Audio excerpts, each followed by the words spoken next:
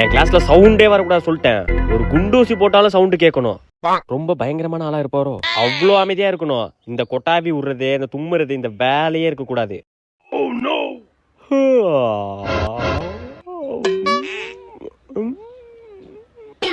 என்ன ராஜ்குமார் பழுப்புனா எனக்கு தெரியாதா? சாரி சார் தெரியாம பண்ணிட்டேன் சார். சார் நீங்க கொத்தாபி தானே சார் விடக்கூடாதுன்னு சொன்னீங்க. லே என் கிளாஸ்ல சவுண்டே வரக்கூடாதுடா. சாரி சார் இனிமே வராது சார்.